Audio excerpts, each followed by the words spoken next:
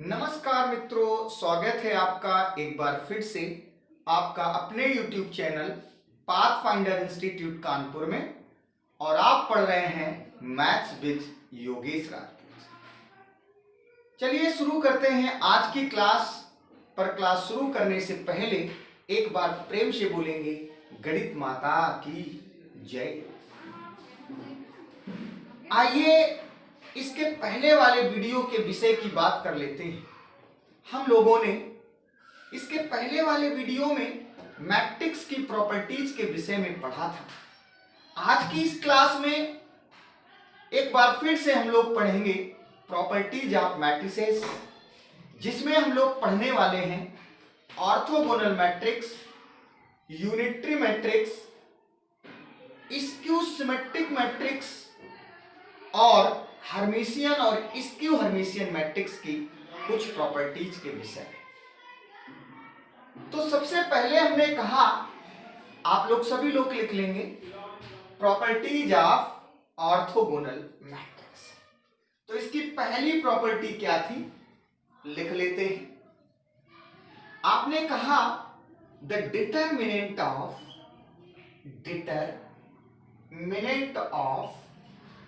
an orthogonal matrix is either 1 or -1। मैंने क्या कहा कि जो ऑर्थोगोनल मैट्रिक्स होती है उसकी जो डिटरमिनेंट है वो या तो 1 आती है अथवा -1। नेक्स्ट बात हमने आपसे कही कि the transpose of orthogonal matrix, आप नोट करते रहिएगा अपने कॉपी और पेन के द्वारा। The transpose of an orthogonal matrix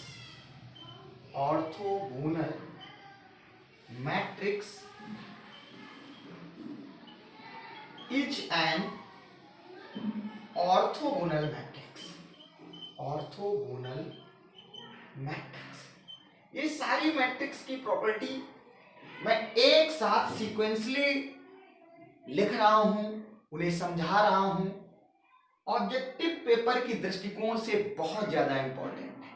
तो मैंने कहा भाई the transpose of an orthogonal matrix is an orthogonal matrix. किसी ऑर्थोगोनल मैट्रिक्स का अगर ट्रांसपोज किया जाए तो जो रिजल्टेंट मैट्रिक्स होती है वो भी बेटा कैसी होती है, ऑर्थोगोनल होती है। नेक्स्ट प्रॉपर्टी लिख लेंगे the inverse of an orthogonal matrix, लिखते रहिएगा भाई, orthogonal matrix is also an orthogonal matrix। Clear? किसी ऑर्थोगोनल मैट्रिक्स का इनवर्स किया जाए तो जो मैट्रिक्स मिलती है वो भी कैसी होती है, ऑर्थोगोनल होती है। ये भी एक प्रॉपर्टी है ऑर्थोगोनल मैट्रिक्स। अभी मैंने कहा नेक्स्ट प्रॉपर्टी लिख लेंगे। नेक्स्ट प्रॉपर्टी क्या आएगी, लिख लेंगे the product of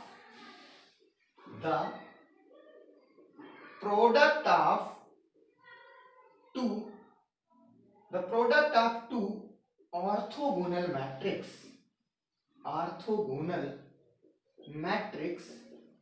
is also orthogonal. ठीक है, मैंने क्या बोला बेटा, the product of two orthogonal matrix is also an orthogonal matrix. मतलब क्या हुआ कि अगर दो ऑर्थोगोनल मैट्रिक्स दी गई है और उनका आप प्रोडक्ट कराते हो तो जो रिजल्टेंट मैट्रिक्स मिलती है वो भी क्या होती है, ऑर्थोगोनल होती है। तो ये कुछ विशेष प्रॉपर्टी आपकी निकल के आती है किसकी, orthogonal matrix.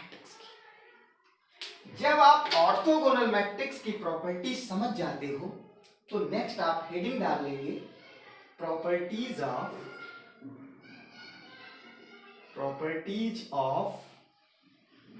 Unitary matrix. Clear?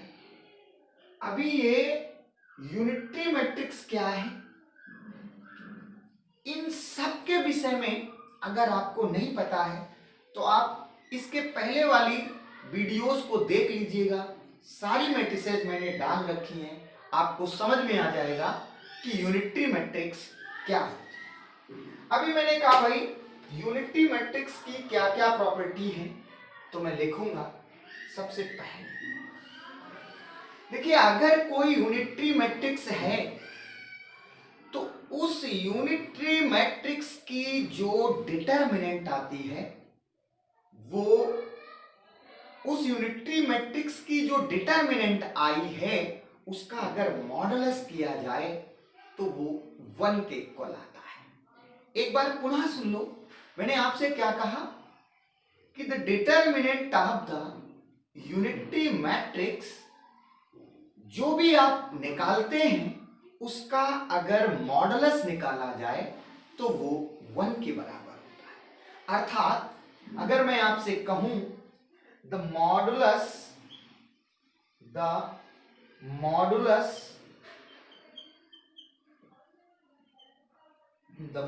Of the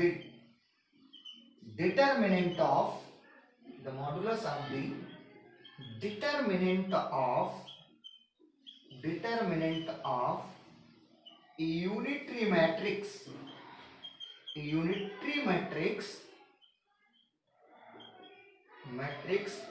is a unity। Clear? Okay, मैंने क्या लिखा कि किसी भी यूनिटरी मैट्रिक्स का डिटर्मिनेंट का मॉडुलस क्या होता है बेटा? 1 के बराबर होता है। ये पहली प्रॉपर्टी थी किसी भी यूनिटरी मैट्रिक्स की और बहुत ज्यादा इंपॉर्टेंट है, पूछ लेता है। ठीक है, अब मैं आगे बढ़ जाऊं।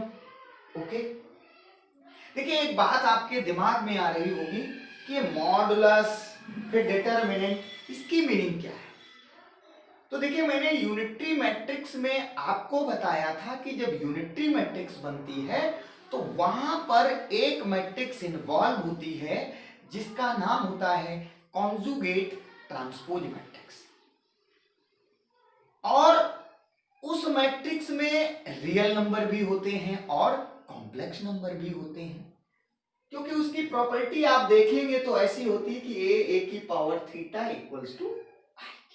ठीक है, तो अगर हमारे पास कोई मैट्रिक्स A है, ये यूनिटरी है, तो आप जानते हो इस a into A power theta equal to I की प्रॉपर्टी को वो होल्ड करेगा। तो जब आप इसका डिटर्मिनेंट A का निकालोगे जो कि एक यूनिटरी मैट्रिक्स है, तो वो कॉम्प्लेक्स नंबर भी मिल सकती है और रियल नंबर भी मिल सकती है। तो मैंने कहा अगर उसका मॉडुलस निकाला जाए तो हमेशा किसके बराबर आता है? 1 के बराबर आता है। इसीलिए आप कह देते हैं कि जो मैट्रिक्स होती है वो क्या कहलाती है? Unitary matrix. उम्मीद करता हूं ये बात आप समझ गए हैं। चलिए, इसके बाद फिर मैंने कहा the transpose of unitary matrix is also unitary. ठीक है, क्या मैंने बेटा कहा कि अगर यूनिटरी मैट्रिक्स का ट्रांसपोज किया जाए तो जो मैट्रिक्स मिलेगी वो भी कैसी होगी? यूनिटरी। देखिए, इसकी प्रॉपर्टी बिल्कुल वैसे ही चलती है जैसे ऑर्थोगोनल की चलती है। करना क्या है? जहां ऑर्थोगोनल है वहां क्या लगा देना है? यूनिटरी लगा देना है। तो मैंने क्या कहा? The transpose of unitary matrix is also unitary. इसके बाद एक और प्रॉपर्टी लिख देंगे, the inverse of unitary matrix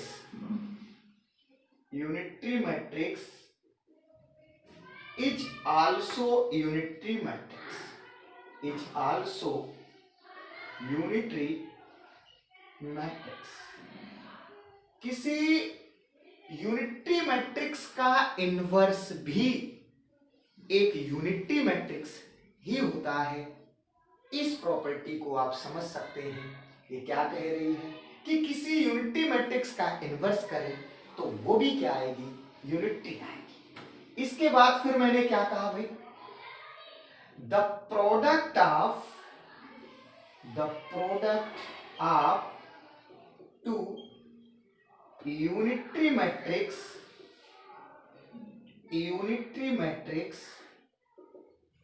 is also a unitary matrix।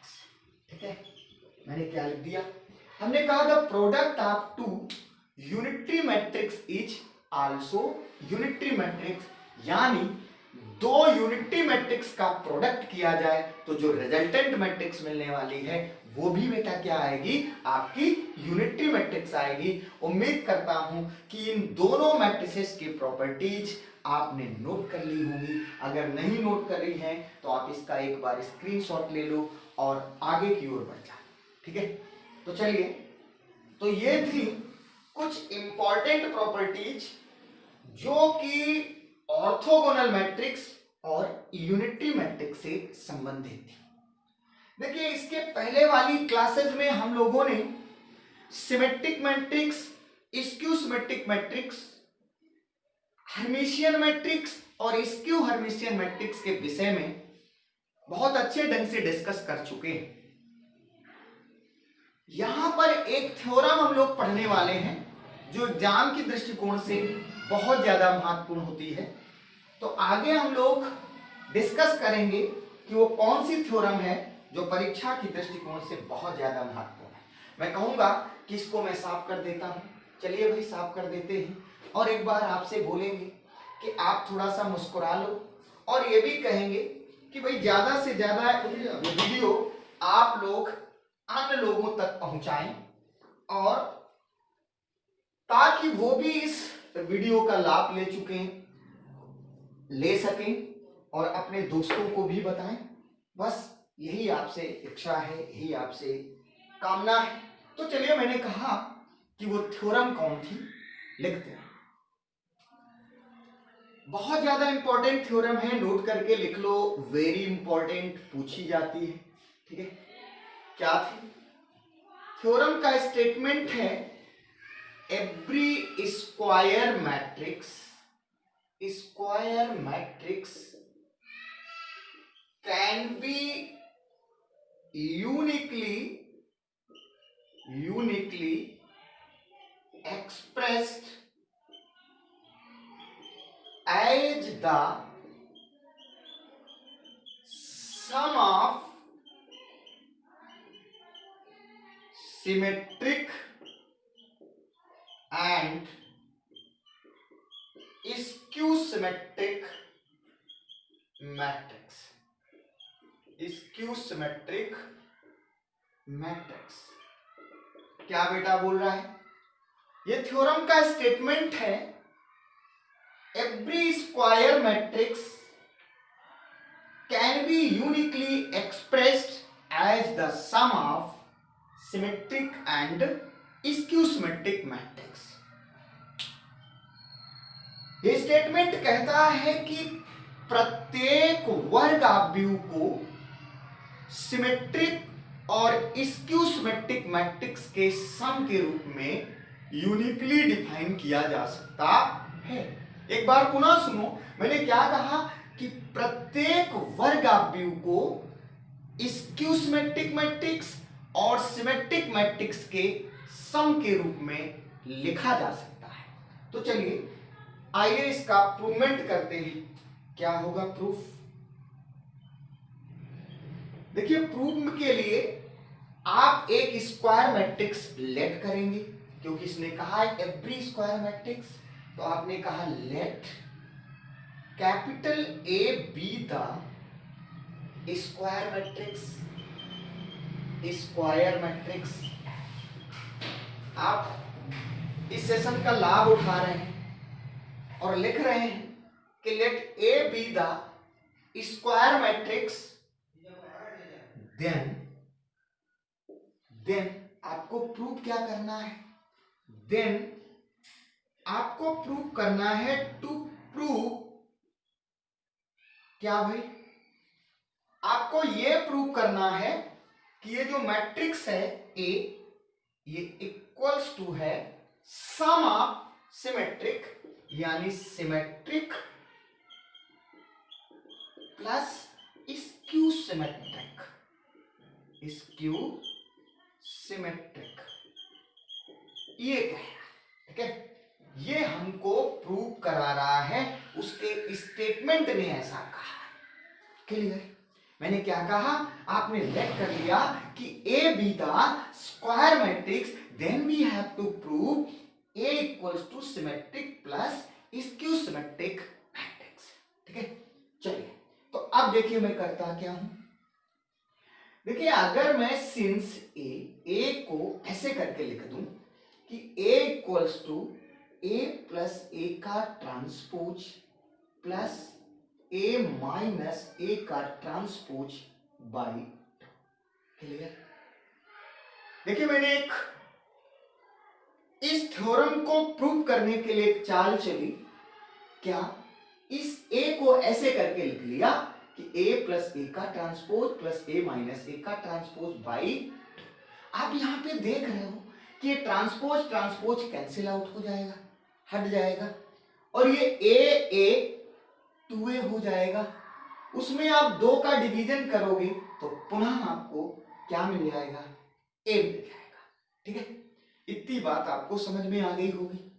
तो मैंने कहा इसको ऐसे भी लिख सकते हो, a इक्वल्स टू ए का ट्रांसपोज a प्लस ए का ट्रांसपोज बाई 2 और प्लस a माइनस ए का ट्रांसपोज बाई 2। ठीक है, क्या किया गया, ये जो प्लस ए का ट्रांसपोज था उसको अलग लिख लिया ए के साथ, और जो माइनस का ए का ट्रांसपोज था उसको अलग लिख लिया ए के साथ। कुल मिला के इस मैट्रिक्स को थोड़ा सा अलग अलग कर लिया गया। उम्मीद करता हूं ये बात आपको समझ में आ गई होगी। ठीक है, आप देखिएगा अगर मैं लेट कर लूं कि P equals to A plus A का ट्रांसपोज बाई 2 और Q equals to A minus A का ट्रांसपोज बाई 2, क्लियर?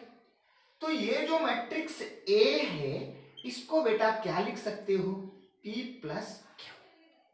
उम्मीद करता हूं ये बात आपके क्लियर हुई होगी।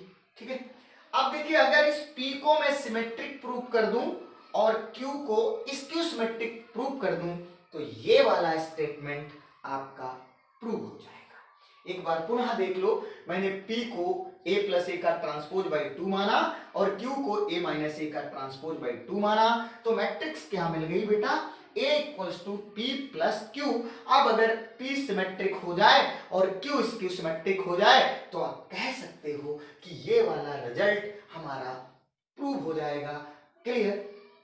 चलिए, तो मैंने कहा कैसे करोगे, तो इसके लिए मैंने क्या कहा भाई, इसको मैंने कह दिया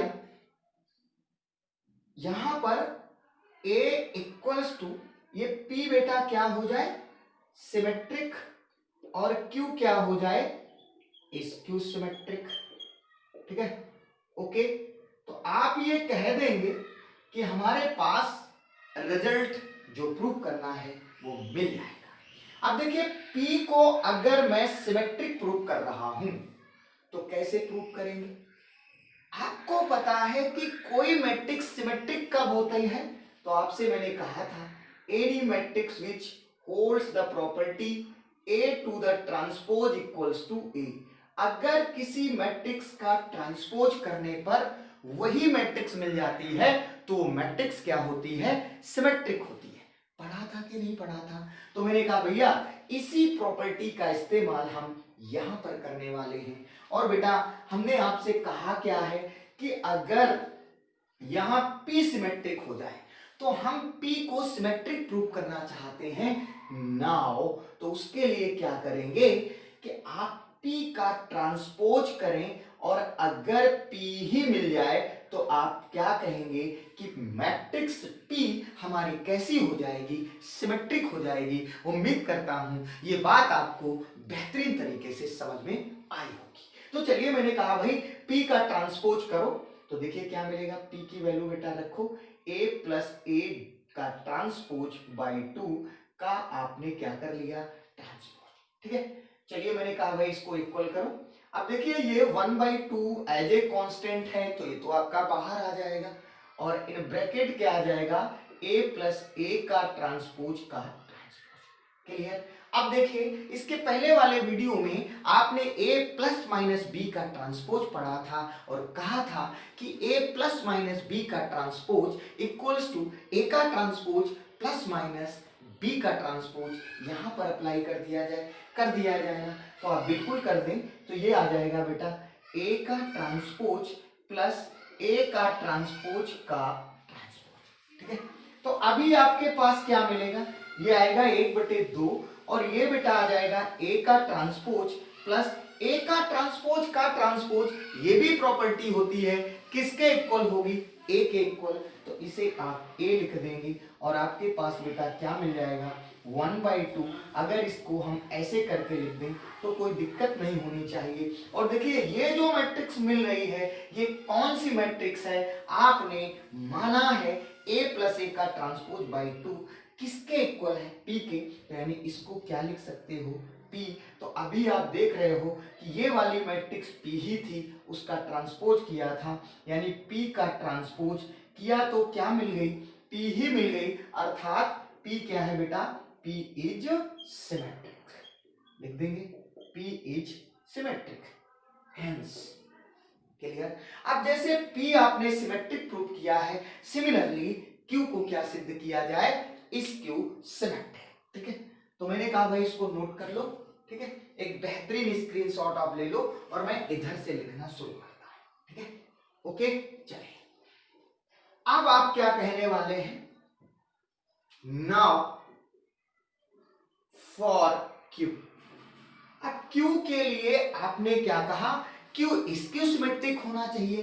तो स्क्यू सिमेट्रिक मैट्रिक्स की प्रॉपर्टी क्या होती है कि अगर हम Q का ट्रांसपोज करें और वो बराबर किसके आ जाए, माइनस Q के, तो आप कह देंगे कि Q बेटा कैसी मैट्रिक्स है, स्क्यू सिमेट्रिक। क्लियर। तो मैंने कहा Q का ट्रांसपोज बेटा करो, तो यहाँ पे Q की वैल्यू है कितनी, देखो a माइनस ए का ट्रांसपोज बाई 2 का ट्रांसपोज। क्लियर। तो जल्दी से बता दो, ये भी प्रॉपर्टी आपने पढ़ी है। तो आपने कहा सर जी 1/2 तो बाहर हो जाएगा, ये मिल जाएगा a माइनस ए का ट्रांसपोज का ट्रांसपोज। ट्रांसपोज वाली प्रॉपर्टी आपने यहां पर लगा दी, बेटा क्या मिलेगा, a का ट्रांसपोज का ट्रांसपोज मिलेगा कि नहीं मिलेगा। क्लियर। तो मैंने कहा भैया आगे बढ़ जाओ, यहाँ पे देखिए 1/2 a का ट्रांसपोज माइनस ए का ट्रांसपोज का ट्रांसपोज, ये भी ट्रांसपोज की प्रॉपर्टी थी, क्या मिल गई बेटा, ए मिल गया। ठीक है, अब मैंने कहा भाई इससे, क्योंकि यहाँ पे माइनस का क्यू आ रहा है, तो मैंने कहा भाई इससे माइनस बाहर करो। जैसे ही आप माइनस को बाहर करोगे तो नेगेटिव वाला पॉजिटिव हो जाएगा और पॉजिटिव वाला नेगेटिव हो जाएगा। तो देखिएगा ये नेगेटिव था तो ये पॉजिटिव हो गए और ये वाली मैट्रिक्स आपकी पॉजिटिव थी तो नेगेटिव हो गई। क्लियर। और यहां पर आपका माइनस आ गया। ठीक है, माइनस आपने बाहर किया तो आपने कहा कि भाई हमारे पास क्या मिला, half of A minus A का ट्रांसपोज। और देखिए ये जो मैट्रिक्स आपको बेटा मिली है ये किसके इक्वल है, आप देख पा रहे हो ये Q के इक्वल है। तो मैंने कहा क्या बेटा मिल गया, माइनस का Q, यानी आपने किया क्या था, Q का ट्रांसपोज और मिल क्या रहा है, माइनस Q। मीन्स क्या हुआ, इसका मतलब क्या हुआ, लिख देंगे, मीन्स Q इज क्या भाई, स्क्यू सिमेट्रिक। क्लियर। इसका मतलब क्या है, Q क्या है, आपकी स्क्यू सिमेट्रिक मैट्रिक्स है। तो अब आप क्या कह पा रहे हैं कि हमारे पास जो A मैट्रिक्स थी वो P प्लस Q लिखी गई थी और P को आपने क्या प्रूव किया है, सिमेट्रिक, और Q को क्या प्रूव किया है, स्क्यू सिमेट्रिक। और ये इक्वल किसके है, ए क्या थी, एक स्क्वायर मैट्रिक्स थी। इसका मतलब क्या हुआ, आप यहां पर लिख सकते हो कि हेंस ए इक्वल्स टू, क्या लिख सकते हो, hence A equals to symmetric plus skew symmetric. ठीक है, लिख लेंगे कि भाई नहीं लिख पाएंगे, बिल्कुल लिख लेंगे। और यही हमारा क्या हो जाएगा, प्रूव हो जाएगा। और यहां पर लिख देंगे हेंस प्रूव्ड। ठीक है, ओके, नहीं समझ में आई बात, तो आपने क्या कह दिया कि किसी भी स्क्वायर मैट्रिक्स को आप यूनिकली एक्सप्लेन कर सकते हो या एक्सप्रेस कर सकते हो किसके किसके विषय में, सिमेट्रिक और स्क्यू सिमेट्रिक्स के सम के विषय में। बात क्लियर हो गई ना। उम्मीद करता हूं कि ये थ्योरम आपको समझ में आई होगी। तो चलिए आज की इस क्लास में हम लोग रखते हैं इतना ही, और मिलते हैं अगली वाली क्लास में। और अगली वाली क्लास एक इंपॉर्टेंट क्लास होने वाली है, क्योंकि अब आपका सिलेबस वो वाला चलेगा जो रियल में बहुत ज्यादा इंपॉर्टेंट है, जैसे कि rank of the matrix, characteristics roots of the matrix, diagonalisation of the matrix और साइमल्टेनियस लीनियर इक्वेशंस। ये समस्त बातें, quadratic form of the matrix, ये सारी बातें हम लोग आप आगे आने वाले वीडियो में लगातार कंटिन्यूअस हम देखेंगे। तो बने रहिएगा हमारे साथ। तो मिलते हैं इसके अगले वाले वीडियो में, तब तक के लिए बाय बाय, नमस्कार।